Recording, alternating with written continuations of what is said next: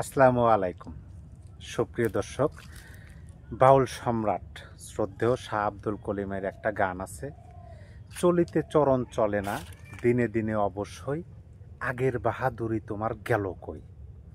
সে গানটার কথা আমার এই গত কয়েকদিন ধরে ভালোভাবেই মনে হইতেছে, এই জন্য যে আমি একজন তরুণ নেতার বক্তব্য শুনলাম। তিনি হলেন এনসিপি নামক রাজনৈতিক দলটাকে তো আপনারা সবাই চেনেন, জাতীয় নাগরিক পার্টি, ন্যাশনাল সিটিজেন পার্টি যেটাকে বলা হয়। সেই রাজনৈতিক দলের মেন যে আহ্বায়ক তার নাম হলো মোহাম্মদ নাহিদ ইসলাম।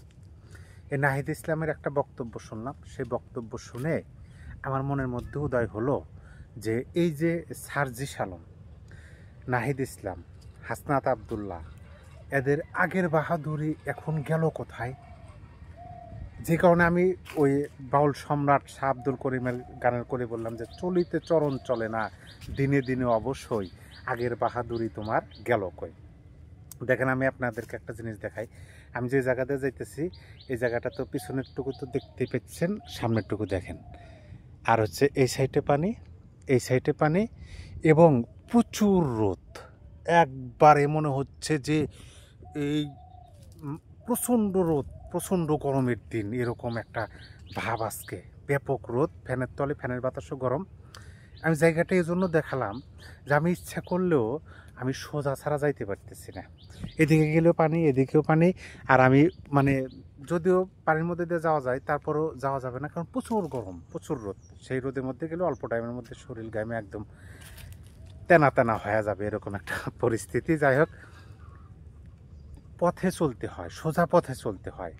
এই নাহিদ ইসলাম, সার্জিস, হাসনাত, এদের হুঙ্কারে এই বাংলাদেশের মনে হইতেছে যে সব কিছু একসময় কম্পিত হয়েছে, একসময় কম্পন ধরে গেছে যে এরা মানেই সব, এরা মানেই সরকার, এরা মানেই বাংলাদেশ, এরা মানেই গণ অভ্যুত্থান, এরা মানেই মানে যাতা, এরকম একটা পরিস্থিতি। প্রথমে কি করলো, বিচারপতিকেও তারা তাদের হুঙ্কারের মাধ্যমে পদত্যাগ করতে বাধ্য করা বা অব্যাহতি দেওয়া, তারপরে আপনার কোনো কারণ ছাড়াই দীর্ঘ টাইমের জন্য ছুটিতে পাঠানো, কি না করছে এরা। দেখেন, 5ই আগস্টের পরে আনসাররা তাদের দাবিতে, ন্যায্য দাবিতে তারা আন্দোলন করলো সচিবালয়ে তাদেরকে দমানোর জন্য এই হাসনাত সার্জিসরা গেলেন। কি সুন্দর অকথ্য ভাষায় গালিগালাজ করলেন, সারা দেশবাসী দেখলো। সেই যে তারা সচিবালয়ে উঠলেন, সচিবালয়ে উঠেই এই বাণিজ্য, সেই বাণিজ্য, বদলি বাণিজ্য, নিয়োগ বাণিজ্য, নানান ধরনের বাণিজ্য তারা করলেন। তারপরে আগে থেকে বলে আসতেছি, আমার এই ইউটিউব চ্যানেলে আপনারা একাধিক দেখতে পাবেন যে আমি এই বিষয়ে কথা বলছি যে এদের পরিণতি খুবই খারাপ। এরা অন্ধকার থেকে অন্ধকারে চলে যাচ্ছে, এরা বুঝতেই পারতেছে না। অল্প বয়সে টাকার মুখ দেখছে না চাওয়াতেই। মানে আমি একটা ভিডিও করছিলাম যে কি বলে যে কুষ্টি পাথর বা এরকম কিছু নাম আছে, যেটা অন্য কিছুর সাথে বাজালে স্বর্ণ হয়ে যায়, এরকম পরশ পাথর। এরাই এই অমূল্য পরশ পাথর পেয়ে বুঝতেই পারলো না যে তারা সেটা হারাইতেছে। এরকম কথা বলছে। আমার ভিডিও যারা প্রতিনিয়ত দেখেন, আমার কথা যারা শোনেন, তারা হয়তো বা এটা জানেন। দেখেন আজকে তাদের পরিণতি, আজকে তাদের অবস্থানটা কি। অবশ্য তারাই বর্তমান সরকারের নিয়োগকর্তা হওয়া সত্ত্বেও তারা এখন বলতে বাধ্য হচ্ছে যে তাদেরকে ব্যবহার করছে বর্তমান অন্তর্বর্তী সরকার। তাদেরকে ব্যবহার করে এই সরকার এখন ছুঁড়ে ফেলে দিতেছে। এই কথা স্বয়ং নাহিদই বলছে। নাহিদ তো প্রধান, নাহিদ তো সমন্বয়কদের প্রধান ছিলেন, এনসিপির প্রধান, সরকার নিয়োগকর্তাদের মধ্যে প্রধান। তার বক্তব্য শোনেন। তিনি যে আরে এইভাবে আগে আসিস না রে ভাই, এইভাবে আগে আসিস না। দেখছেন, সার্জিস নাহিদদের কথা বলতেছি, তিনি আমার দিকে তেড়ে আসতেছে। না, তেড়ে আসার কিছু নাই, আমি তোমার সীমানার বাইরে চলে গেলাম। হাসনাত আবদুল্লাহ, তার একটা বক্তব্য শুনলাম। দেখেন তারা কি করে, যখন প্রথম অবস্থায় দেখলো যে না কোনো নাই, তাদের শিবির ছাড়া কোনো আর রক্ষা নাই, তাদের শিবিরকে লাগবে, শিবিরের কাছে কাছে চলতে হবে, শিবিরের সাথে ভোল দিয়ে, শিবিরের সাথে একটু ভালো সম্পর্ক রেখে তারা বোঝানোর চেষ্টা করলো যে ঢাকা বিশ্ববিদ্যালয়, জাহাঙ্গীরনগর বিশ্ববিদ্যালয়, রাজশাহী, চট্টগ্রাম বিশ্ববিদ্যালয় সবই তাদের। এটা বোঝানোর চেষ্টা করলো, মানে সবই তাদের সমর্থন।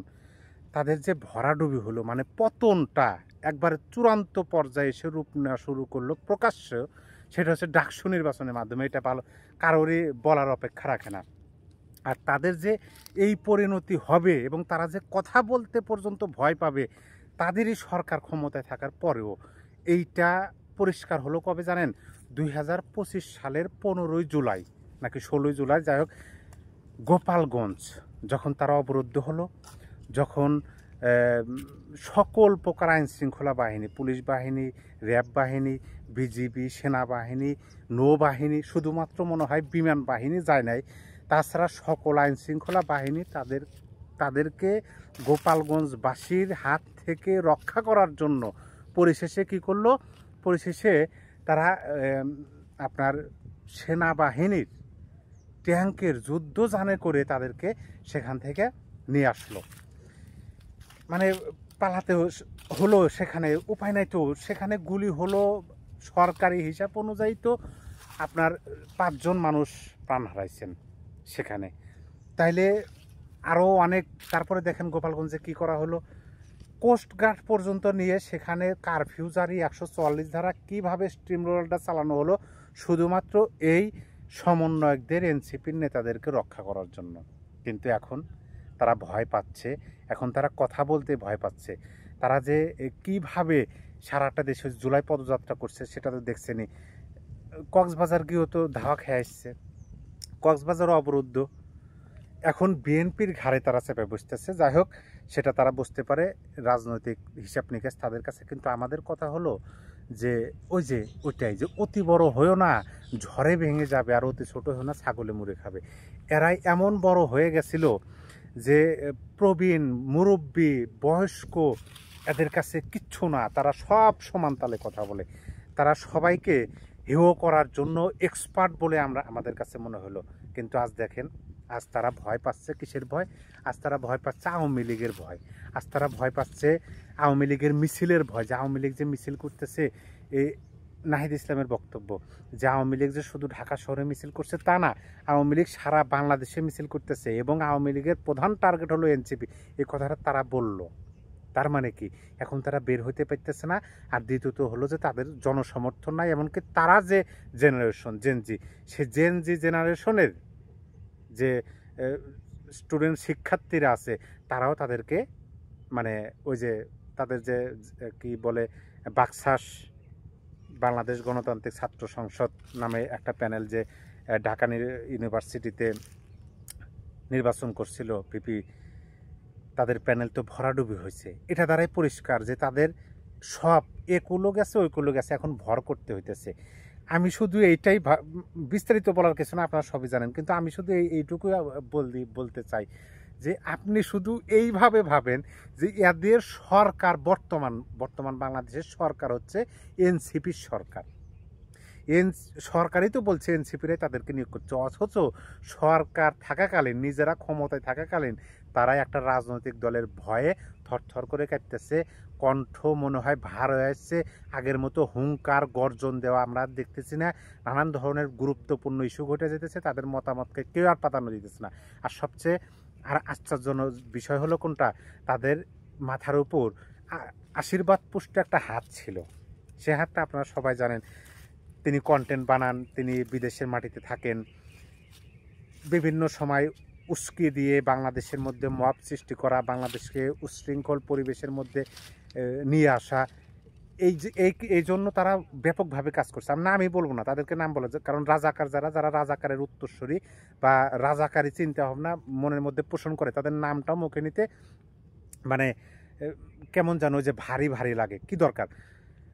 কিন্তু তারাও আজকে এই এনসিপির পক্ষ থেকে সরে যেতেছে প্রকাশ্যে। এখন তাদেরকে দেখবেন কয়দিন পরে অকথ্য ভাষায় গালিগালাজ করবে, তাদের বিভিন্ন অপকর্ম তো আসি গত 1 বছরে এনসিপির, সেগুলো দিয়ে তারা কন্টেন্ট বানাবে, কন্টেন্ট বানিয়ে তাদেরকে আরও পচাবে। মানে তাদের তো লক্ষ্যই কাজ হলো ভিউ ব্যবসা।